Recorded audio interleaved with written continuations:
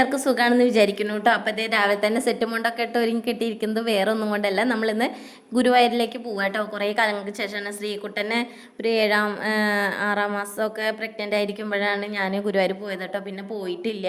അപ്പോൾ അതേ പിന്നെ ഇപ്പോഴാണ് പോണത്. ഇന്ന് ശ്രീകുട്ടൻ്റെ പിറന്നാളാണേ, 3ാമത്തെ പിറന്നാൾ. പക്ഷേ നാളുകൊണ്ടല്ല, ഡേറ്റ് കൊണ്ട്.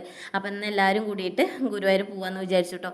ശ്രീകുട്ടന് ഈ ഡ്രസ്സ് ഇടാൻ ഭയങ്കര നാണക്കേടാണ്, ഈ കുർത്ത പോലത്തെ. അപ്പോൾ അത് ഇടാൻ വേണ്ടിയിട്ട് അവൻ ഭയങ്കര കരച്ചിലായിരുന്നു. അപ്പോൾ നമ്മൾ സ്പൈഡർമാൻ്റെ ഒരു കളിപ്പാട്ടൊക്കെ മേടിച്ചു കൊടുത്ത് അവനെ സെറ്റാക്കി. പിന്നെ അത് ഞാനും അമ്മയും മുല്ലപ്പൂവൊക്കെ മേടിച്ചു കേട്ടോ അവിടുന്ന്. പിന്നെ അത് അമ്മമാരൊക്കെ ഉള്ളതുകൊണ്ട് അവരൊന്നും കഴിക്കാതെ കൊണ്ടുപോയി കഴിഞ്ഞാൽ കുറച്ച് പ്രശ്നമാണ്. അപ്പോൾ നമ്മൾ അവർക്ക് ചായ മേടിച്ചു കൊടുത്ത കൂട്ടത്തിന് ഞങ്ങൾ കുടിച്ചു കേട്ടോ. പിന്നെ ഞങ്ങൾ തൊഴുതിറങ്ങിയിട്ട് നമ്മൾ അവിടെ കുറച്ച് സാധനങ്ങളൊക്കെ ഉണ്ടായിരുന്നു. അപ്പോൾ അതിൽ മാലയൊക്കെ ഇഷ്ടപ്പെട്ടപ്പോൾ അത് മേടിച്ചു. അമ്മ ആദ്യം മേടിച്ചത് നല്ല വലിയ കരിമണി മാലയായിരുന്നു കേട്ടോ. പിന്നെ ഞാനത് മാറ്റി ചെറുതാക്കി, അതാണ് രസം കാണാൻ. അപ്പോൾ ശ്രീകുട്ടനും കുറച്ച് കളിപ്പാട്ടൊക്കെ മേടിച്ചു കൊടുത്തു. പിന്നെ അത് ഞങ്ങളൊക്കെ രാവിലെ ചായ കുടിച്ചാണ് കേട്ടോ. അപ്പം നേരെ പുറത്ത് പോയിട്ട് നമ്മൾ ബിരിയാണിയാണ് കേട്ടോ ഓർഡർ ചെയ്തത്.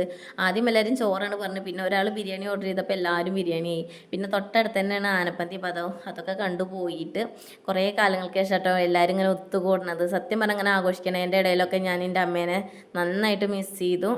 പക്ഷെ നമുക്കൊന്നും അതിനൊന്നും വിധിയില്ല. അപ്പോൾ ഇതേ നമ്മൾ പിന്നെ ചാവക്കാട് ബീച്ച് കാണാൻ പോയിട്ടോ. നമ്മളിങ്ങനെ ഗുരുവായൂരിൽ പോകണം എല്ലാ ടൈമിലും നമ്മളിങ്ങനെ പോവാറുണ്ട്. എല്ലാവരും നന്നായിട്ട് അടിച്ച് പൊളിച്ച് വൈകിട്ടോടെ വീട്ടിലേക്ക് പോയേ.